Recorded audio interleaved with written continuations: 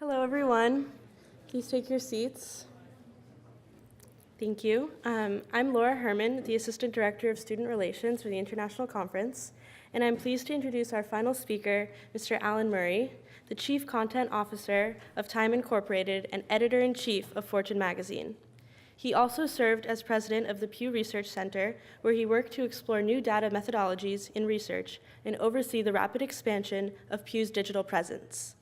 From 2002 to 2005, Mr. Murray co-hosted the show Capital Report with Gloria Borger on CNBC. He also worked at the Wall Street Journal for 2 decades, where he served as deputy managing editor, executive editor online, and chief of the journal's Washington bureau. Mr. Murray has authored 4 books and has won a number of awards for his writing on economics and international issues. Please join me in welcoming Mr. Alan Murray. Thank you. Thank you, Laura. I appreciate that. So as I think it was clear from Laura's introduction, I've been a journalist pretty much my whole life. I started when I was 9 years old, walking up and down the neighborhood street and taking notes on people who had lost their cat or had gone on vacation, and wrote a little sheet and sold it for a nickel. Edited my high school paper, college paper, and so really ended up in Washington with the Wall Street Journal, did 3 years hosting a cable television show, then later ran digital for the Wall Street Journal. So I've sort of done everything there is to do in journalism. But the reason I do it, and what I love about it, is you get to see all sorts of things and meet all sorts of people that you really have no business seeing, or people you have no business meeting. And it's a great way to experience what's going on in the world. And so what I want to do today is talk a little bit about my observations as a journalist about what's happening in the world of business, which is my principal area of coverage these days, and the degree to which it's being driven by the millennial generation, because I think there is something pretty significant going on. I think the fundamentals of business are changing pretty dramatically, and I do think the millennial generation has had a really significant role to play in that. But let me start with the election we just experienced, because everybody wants to talk about the election. You know, there are a lot of different things that came out of the vote. I think people will spend a decade trying to read implications into what just happened. But one clear implication was a revolt against globalization. And globalization was one of the primary motivating forces in American policy and American business for really since World War II.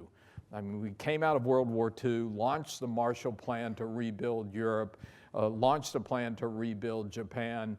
American business started to spread across the world. And then, of course, you had the collapse of communism in 1990. The triumph of capitalism, and American businesses then really had the opportunity to operate all over the globe. An amazing period of 20 years. The biggest reduction in poverty in the history of the world that was brought about by opening up the world to free markets, to capitalism, and a lot of it driven by American companies. So you really had an extraordinary moment in history. And what happened 2 weeks ago in the election was a revolt against many of the forces that led to that moment. And it happened because there were a group of people in this country and in Europe who were left behind by the changes, who didn't get any of the benefits of the changes, and who felt, there was a notion in this country going all the way back to the Kennedy administration that a rising tide lifts all boats. Somehow that broke. The social compact was frayed, and the notion that everybody was benefiting from the system disappeared, and a sense that the system was somehow rigged against a lot of people is what pushed angry voters to the polls, part of what pushed angry voters to the polls to elect Donald Trump. Now, you might ask, well, what do millennials have to do with this? And at first blush, it looks like not much. I mean, the millennial generation went for Hillary Clinton, 55-37. That's a pretty big margin.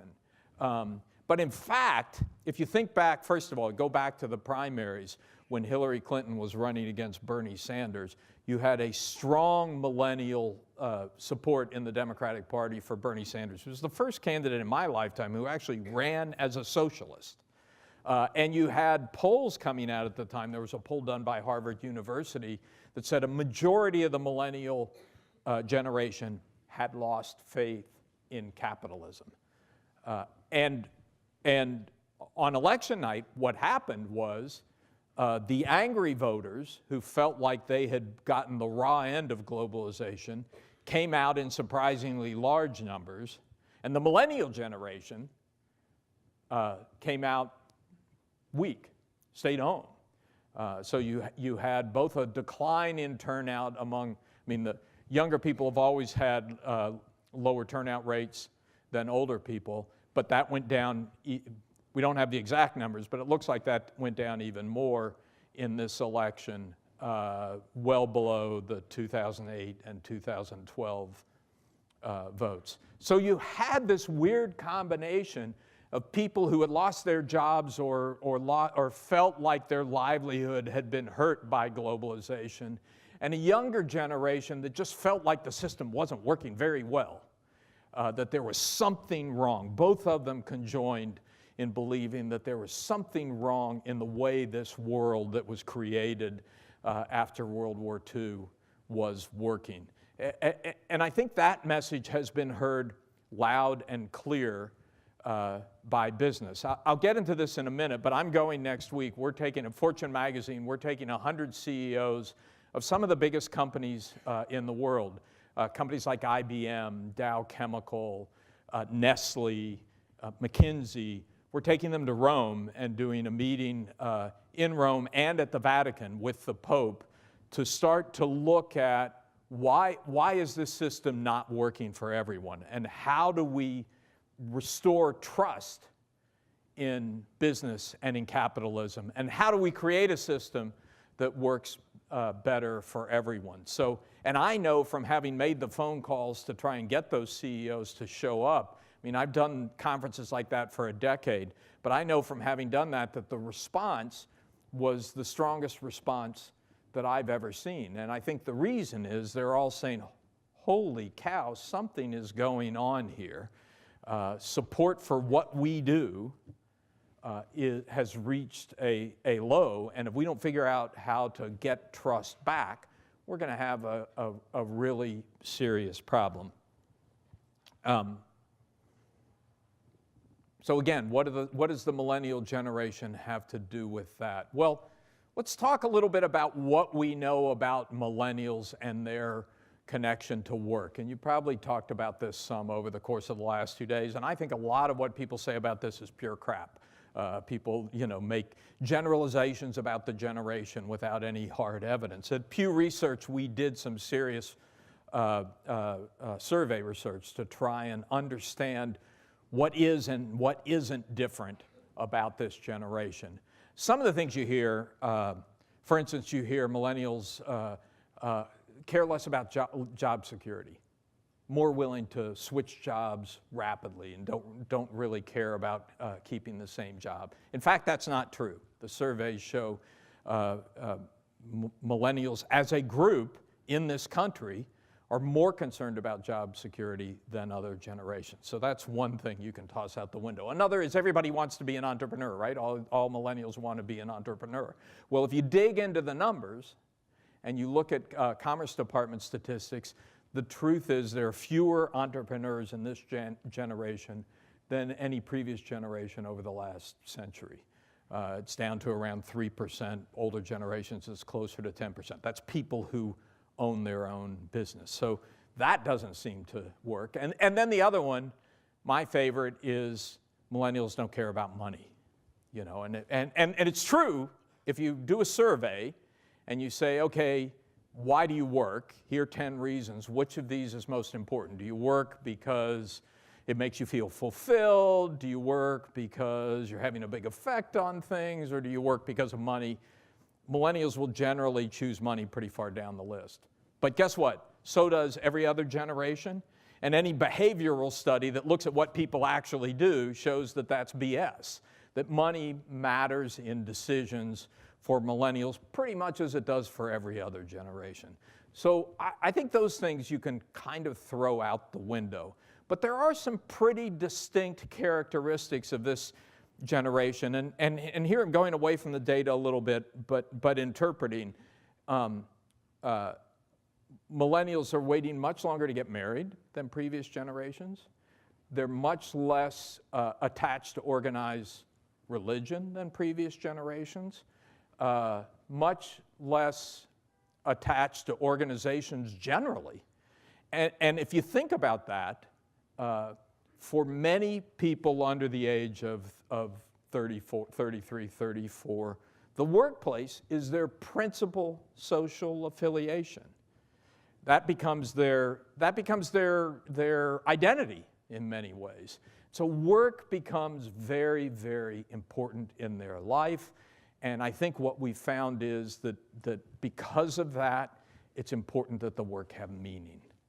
It's not just a job. It has to be something that is leading to some bigger purpose, and they want to feel good about the company they're working for. You know, Google was very early to figure this out. I mean, we all made fun of Google when they came out with that slogan a dozen years ago, don't be evil. But I think it was the founders of Google understood this. I had the opportunity to interview Larry Page at a conference we did last November.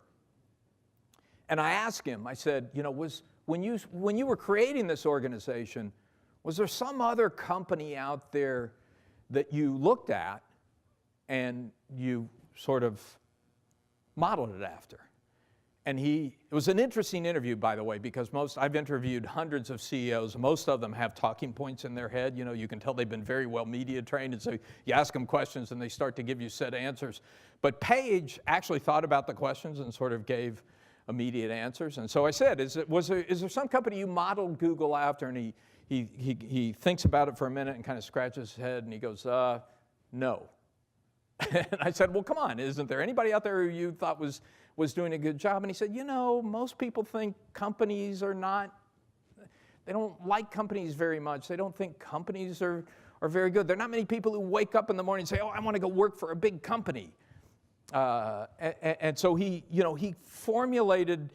created that company around the notion that companies were kind of bad.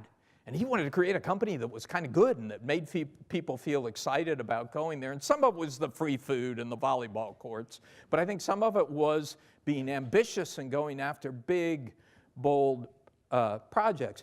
We do and have for a number of years, we do a project to identify the best companies to work for, the companies that people most like to work for.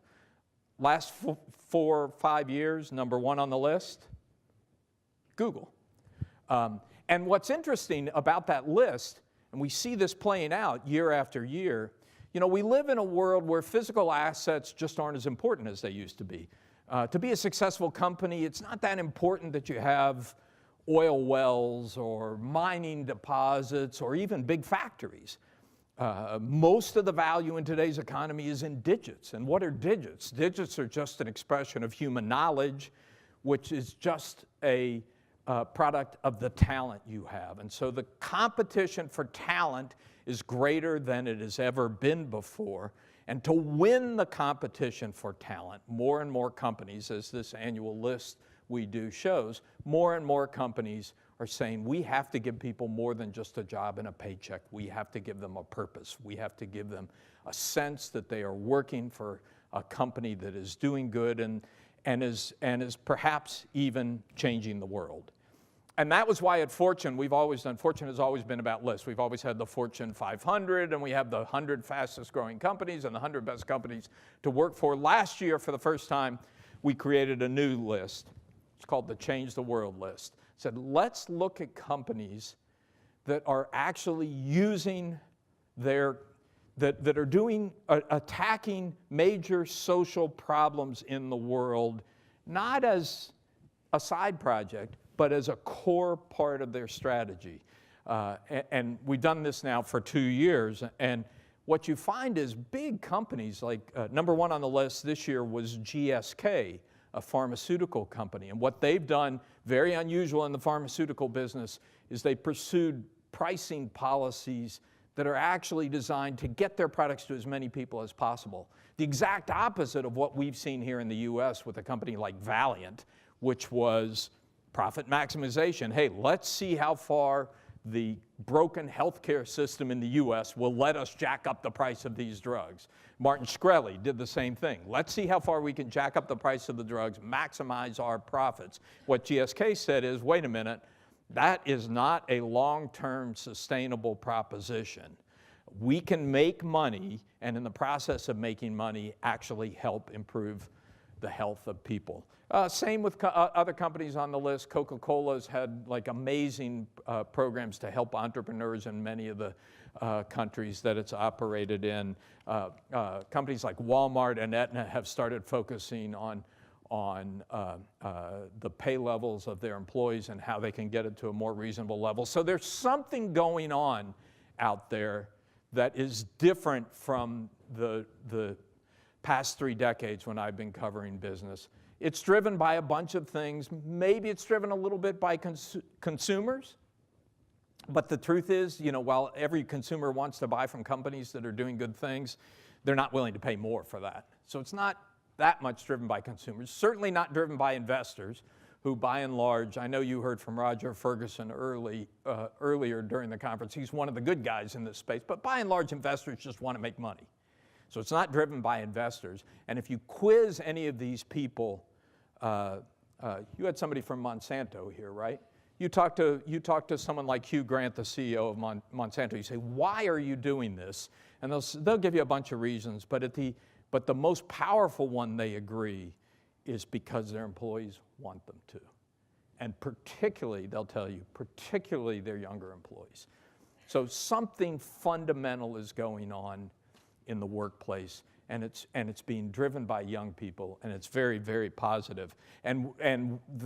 What we hope to do at Fortune at this conference that we're having at the Vatican next week is to help nurture that. It's not every company, it's probably not the majority of companies, but there's something going on that deserves to be encouraged and nurtured. So we're going to take these CEOs and do breakout groups on questions like, how do you use technology instead of a method to reduce jobs, increase productivity, which was kind of the old way of thinking about big companies thinking about implementing technology. How do we use it to create platforms that actually create opportunity for more people?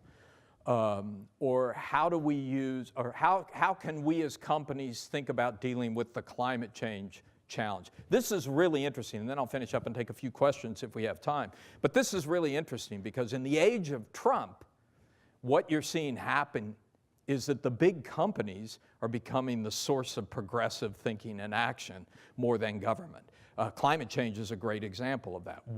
You have a lot of companies thinking about what can we do to help deal with climate at the very moment when the government is turning away from policy actions to deal with climate. Diversity is another great example. I mean, you saw that last year when North Carolina passed a law prohibiting transgenders from switching restrooms. The politicians passed the law. The action against it came from companies. It started with some companies on the West Coast like Salesforce, but eventually Bank of America, which is the biggest employer in the state of North Carolina, spoke out about it. I can tell you from my own reporting experience 10 years ago, that never would have happened. 10 years ago, a hot-button social issue like that, most CEOs would have been hiding under their desks, say, hey, it doesn't affect my bottom line. I don't want to get involved. So there's something big going on out there, and I think it's going to keep going. It's going to keep going in part because they have to reestablish trust and legitimacy. And I think you all are entering, you all are going to be entering the workforce, or you're in the workforce at a time of profound, interesting, and positive change. So with that, why don't I just open it up, take a few questions. I know you guys have had a long 2 days, and the last thing you want to do is have an extended session with the last speaker, but I'm happy to try a few. Hi, thank you so much for coming. You touched on deglobalization, and you touched on the role of companies in today's society. And one overarching theme is that there was an article which is called "The World is Spiky," which is a response to the idea of the world is flat, which basically says that now there's a lot of innovation coming from cities versus rural societies, and we also see a big difference between people who voted for Trump versus Hillary, depending on whether they lived in a city or whether they lived in a rural area. And there's also a big difference between the education levels. I was wondering, who do you think in today's society has kind of like the responsibility of trying to bridge that educational gap? We talked about that in some of our previous panels. Who would be responsible for that? Is it, and how can we as millennials engage in that? Thank you. Right. So yeah, I think it's a really good point. No question that the world is spiky. And part of that gets back to what I was talking about. When the value is in digits, it can scale rapidly. I mean, you look at a company like Google or Facebook, how quickly so much money concentrated in one place so quickly, and that you know, there have been a couple of studies that show the inequality that exists today is less between the people who run companies and the people who work at them, but then between the companies that are really successful, like a Facebook and Google, and the ones that you know, like media companies that are on the wrong end of the transformation scale. So, and the same thing between countries. So there's clearly an inequality problem that has gotten worse, and that's part of what's going on. And education, but more than education, it's really continuous training, re-education. So whose responsibility is that? Well, there's a role for the federal government, but the federal government hasn't been very effective in playing that role. I think there's a much more important role for state and local governments, but there's also a big role for the private sector. I mean, a lot of this is about training, retraining, replacing people who lose their jobs because of technological transformation. You know, ATT is actually a great example of this. This giant company that was based on switching technology. You know, how do you switch a call from Detroit to Los Angeles? And in the age of software, the technology is in the process of completely changing. So all those switches that they invested in and all the expertise in switching technology that they invested in is rapidly becoming obsolete, and you have software-defined networking, which is more about digits, completely different set of skills. They worked with Georgia Tech to create master's programs in the software skills you need to master software-defined networking, and offered to fund any of their employees to take a one-year course, to take that online course and keep their job. So you had a choice. You could, if you don't want to do it, you don't have to, you can, but know that your job is probably going to disappear at some point, or you can take the course and get the skills that you have to stay in the workforce. I think you're going to need to see a lot more of those kinds of arrangements in order to make this rapidly changing world work. And to eliminate, you're not going to eliminate the spikes. We're going to remain in a spiky world, but to try and alleviate the spikes. 2 more questions? Yes. Yes. So first off, I wanted to thank you for speaking to us. It's not every day that you can have the Chief Content Officer of Time Inc. give you closing remarks, so thank you for that. Yeah, but most of you probably don't know what a Chief Content Officer is. I haven't figured it out myself. You know, That makes the two of us then. I was an editor most of my life, and then all of a sudden I was a Chief Content Officer. I'd say, what does that mean? But so in the aftermath of the election, there was an op-ed piece called American Media Needs a Moment of Introspection. Yeah. And what it talked about was that a large part of the disillusionment that a lot of our generation felt, Americans that is, comes from statistical inaccuracies. So given your time at the Pew Research Center, I'm curious how we can improve the current data methodologies in place so that we can more accurately represent what it is that the large population of Americans is truly feeling, if that's even possible. Yeah, no. So I think it's a multi-leveled problem. I mean, first of all, let's start with the big fail. Everyone, including Republican analysts, thought Donald Trump was going to lose. I mean, the most impassioned case I heard 2 weeks before the election was from a Republican analyst who'd been a Republican his whole life and said, there's no way these numbers can work that Trump can get elected. So, you know, everybody blew it. Is that because they didn't understand? And they blew it because they were reading the polls, and the polls misled them. Now, having spent a couple of years of my life in the polling business, I think that's been a little bit misunderstood. I'm not sure that the polls were that far off. I think what the polls are unable to do, and didn't do in this case, is tell you who's actually going to show up and vote. I mean, they have models, but their models aren't real. Their models are based on historical experience, and this election was unlike any in our history. So the models didn't show that there were a bunch of angry people in rural areas who were going to turn out in much greater numbers than they ever had before, and the models didn't show that there were a whole bunch of people who had turned out to vote for Barack Obama in 2008 and 2012 who may be telling pollsters on the phone they supported Hillary Clinton but weren't going to bother to go to the polls. So the main failure, I think, was the turnout failure, which is not really a polling failure, it's a modeling failure. Personally, I'd be happier if they just stopped trying to do pre-election polls and let people vote, because I'm not sure what social purpose horse race polls before the election really serve. But there obviously are broader media issues going on. One is that the media has basically been opened up to everyone and anyone. I mean, you can start a blog. You can go back to your hotel room 5 minutes after the speech ends and start a blog and start assembling an audience, and you're part of the media. Everybody is part of the media.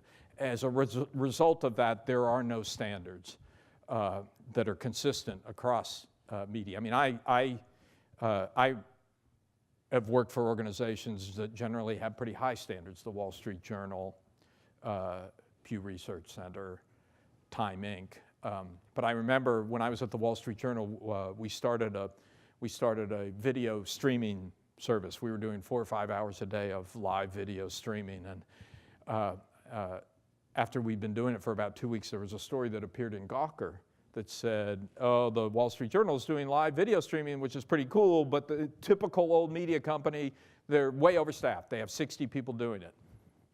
I only had like 12 people. I wish I had 60 people. So I called this reporter up and I said, hey, you know, there are only 12 people doing this. They're not 60. He said, oh, thank you for calling. I'll go right now and I'll post that on the website. I said, okay, yeah, but I mean, I've been here. You know, I would have taken your phone call. Why didn't you call me and ask me that question? And this reporter said, oh, this is the way it works now. We hear something, we post it, and then when we get new information, we add that to the post. So I said, oh, I didn't know that was the way it works now. Thank you for informing me. So I think we live in a world of widening standards. There is no single standard, and it requires readers to become discerning about who they can trust and who they can't trust. But then there's an additional problem, which is I grew up in an era where we thought our job was to be dispassionate and to try be fair and to try and be even-handed and to try and, it's not like we don't, it's not, objective is the wrong word. We all have biases, but to try and temper our biases, counter our biases, be as objective as possible. And we live at a time when the readers are telling us they like opinionated pieces. You know, if you go to any of the millennial websites, I mean, I was with Chris Alchek, who runs Mike. I don't know how many of you read Mike. He said, there is no middle here. You got to take one side or the other, and everybody wants you to have a really clear point of view and go for it. That's completely antithetical to the type of journalism I learned growing up, and it's driven by the audience. The audience is responding better, particularly the social media audience, where people are getting so much of their information and news these days. The audience is responding much better to pointed, sharply opinionated news. And I don't know where that's taking us. I worry about it, frankly, because one effect is this increases the polarization, where people get surrounded by the news that reinforces their biases and stay away from information that challenges their biases. I don't think that leads us. You know, we just lived through the nastiest election in my lifetime, and I don't know how that leads us to a better place. I got time for one last. Somebody asked me something that I can say something positive about. Well, they want one. Thank you for coming. And I guess I'll make this like a two-part question so it can end on a positive note. The first part of this question is, I mean, just talking about the election. One thing we really wanted to do as like a millennial generation was we noticed that, you know, Facebook had all these optimization, even Google, when you search your news, has all these optimization feeds. And so once you kind of show that you have liberal tendencies, you can't read a single article that gives you the other side. Right. And so when we tried to proactively look for the other side, we actually struggled quite a bit.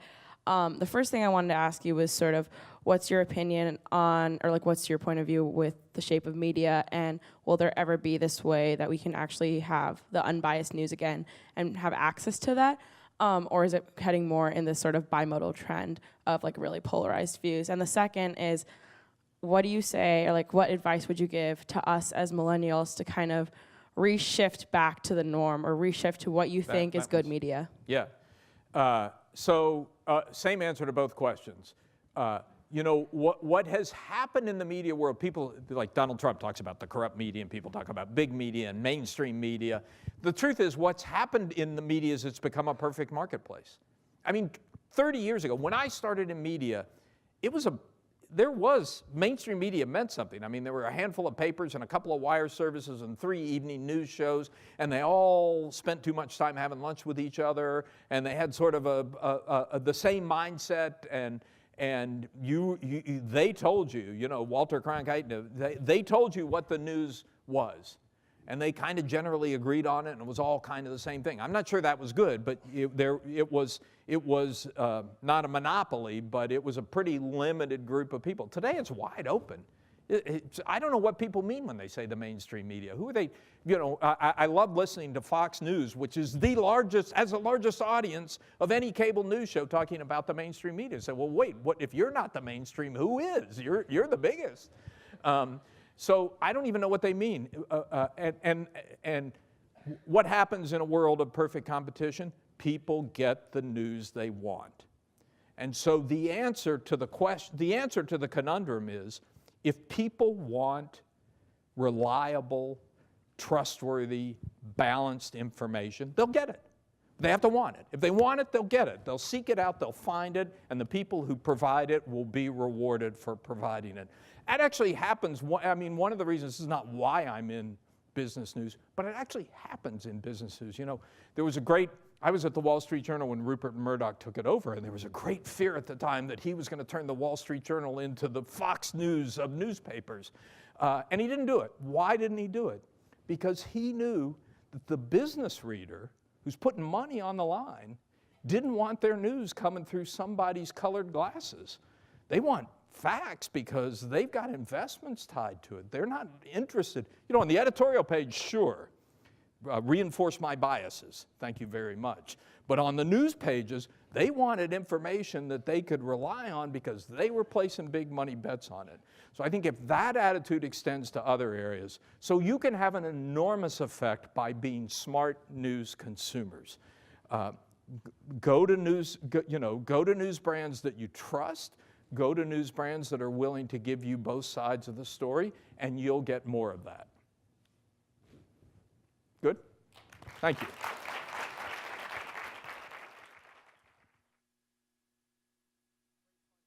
Thanks.